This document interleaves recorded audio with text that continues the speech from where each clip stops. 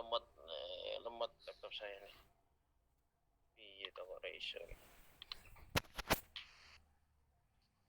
Don't save. Nah, ya insulin ya. Jadi insulin yang dibuat ya di produk di farmasi itu ya, ada insulin rapid acting kayak Novorapid dan seterusnya, itu sebenarnya meniru kerja dari insulin kita di dalam tubuh. Jadi gini, kenapa orang normal itu gula darahnya selalu normal ya? Gula darah orang yang nggak sakit itu dia normal, stabil ya, gula darahnya stabil. Kenapa ya? Karena ada dua jenis insulin yang bekerja di dalam tubuh. Tuhan menciptakan itu ya. Jadi ada insulin yang sifatnya namanya insulin basal. Ya, ada insulin yang namanya insulin basal.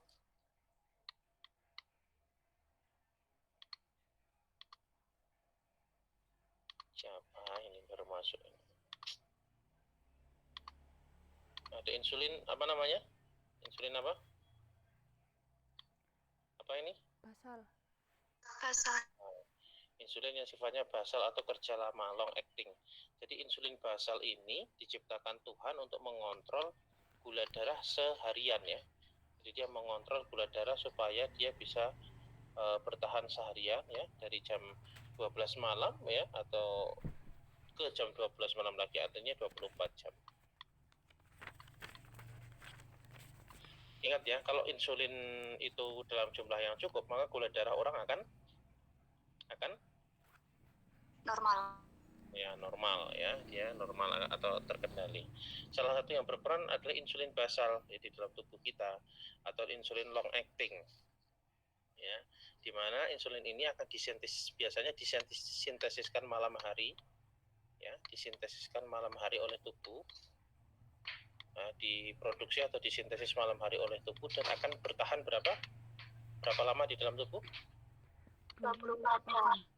24 jam untuk mengatur kadar gula darah di dalam tubuh supaya dia normal dalam 24 jam. Nah, gitu ya.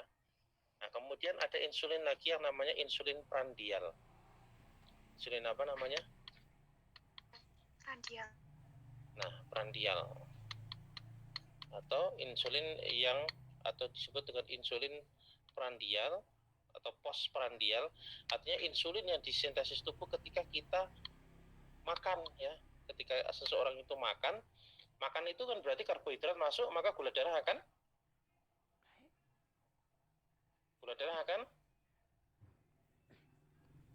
naik ya. Jadi kalau orang makan ya, karbohidrat itu masuk, maka gula darah akan naik, sehingga tubuh secara umum akan melepaskan insulin bernama insulin prandial ya. Insulin prandial itu berarti bekerja ketika orang itu setelah makan ya, disekresikan tubuh setelah dia makan, atau sering disebut dengan makanya prandial itu disintesiskan tubuh setelah orang itu makan. Makanya kalau orang itu masih normal insulinnya, maka gula darah 2 jam postprandialnya normal nggak kira-kira? Gula darah 2 jam setelah makannya dia normal nggak? Tidak, Pak.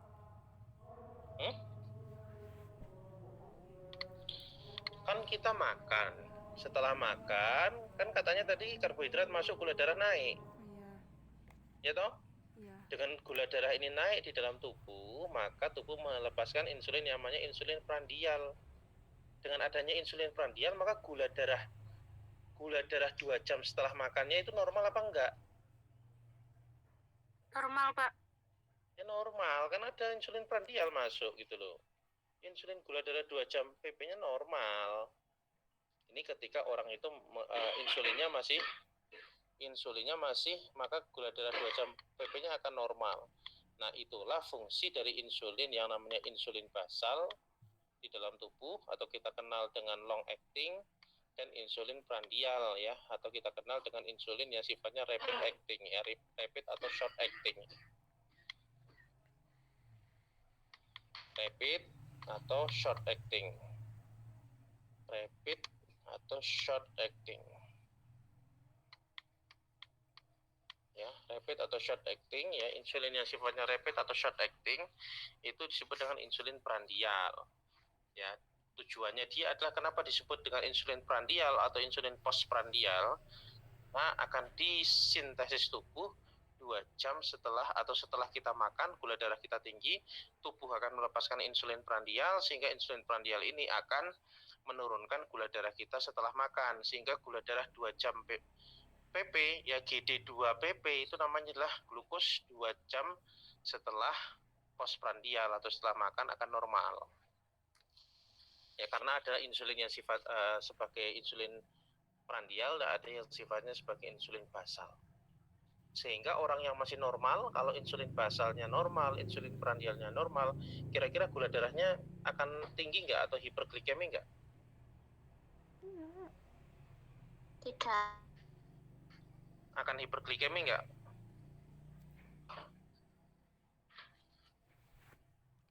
Tidak, Pak.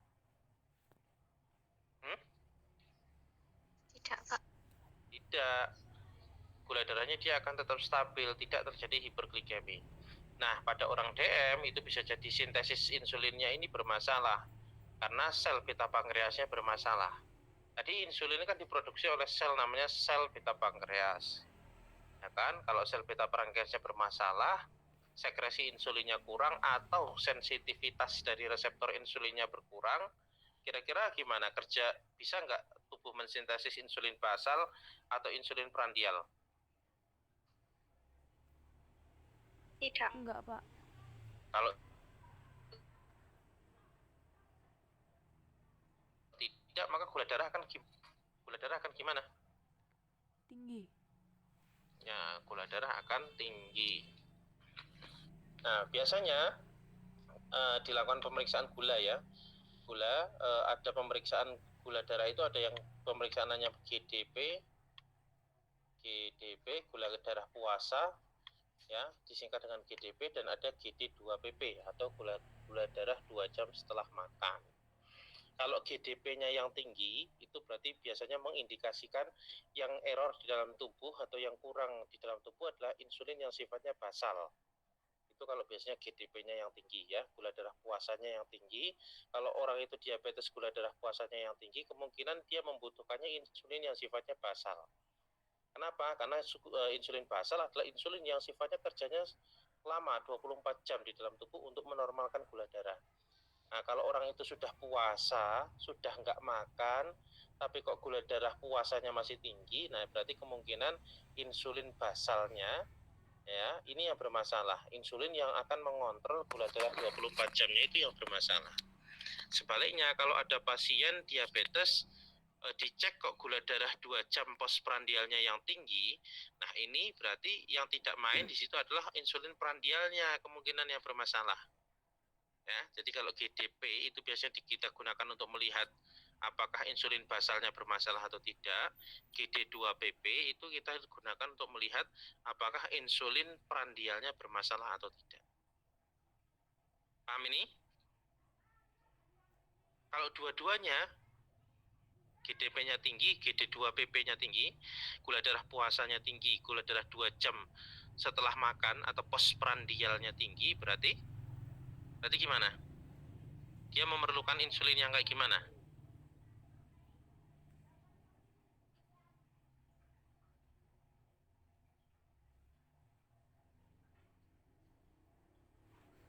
Halo? Kalau GDP-nya tinggi berarti tandanya dia membutuhkan insulin yang kayak gimana tadi? Basal. Insulin basal. Kalau GD2PP-nya yang tinggi berarti dia membutuhkan insulin yang apa? Prandial. Nah, kalau GDP tinggi, GD2PP tinggi,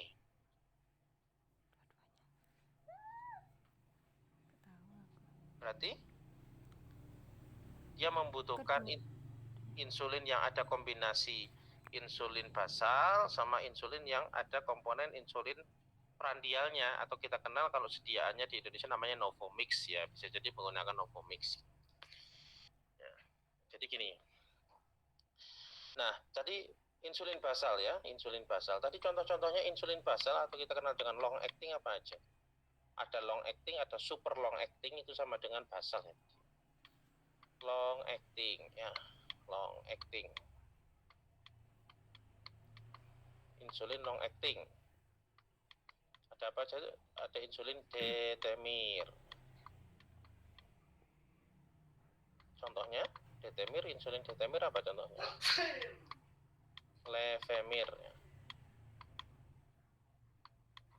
Levemir. Ya, ini adalah insulin long acting, insulin basal. Levemir. Terus selain insulin detemir ada insulin apa tadi?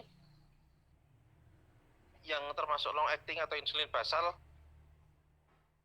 Tadi kelompok presenter.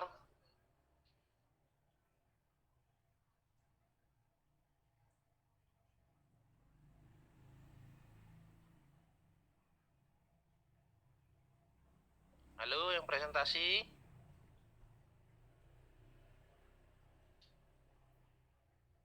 Tadi long acting selain detemir apa?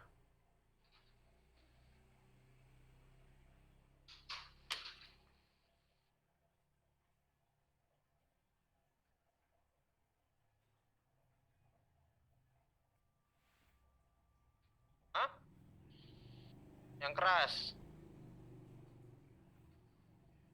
Lantin atau lantus. Apa? Nggak kedengeran. Glargin. Insulin namanya insulin glargin ya. Bukan galargin ya, insulin glargin. Glargin. Nah, jenis insulinnya insulin glargin, nama obatnya lantus.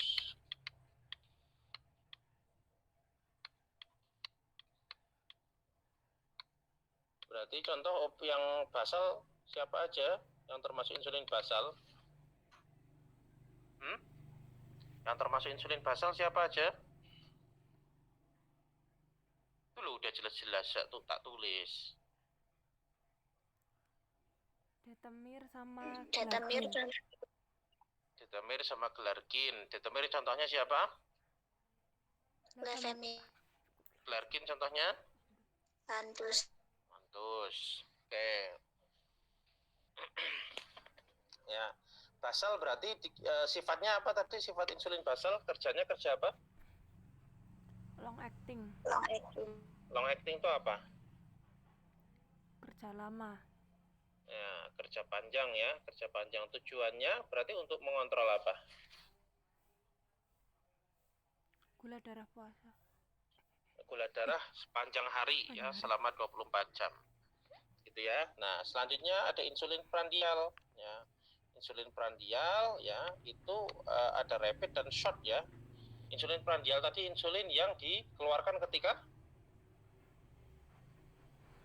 2 jam setelah makan. Ya, setelah makan dia dikeluarkan ya. Ada contohnya insulin yang sifatnya rapid acting siapa? Insulin aspart. Ya, insulin aspart itu rapid acting. Contoh sediaannya ada di Indonesia siapa? Insulin aspart? No.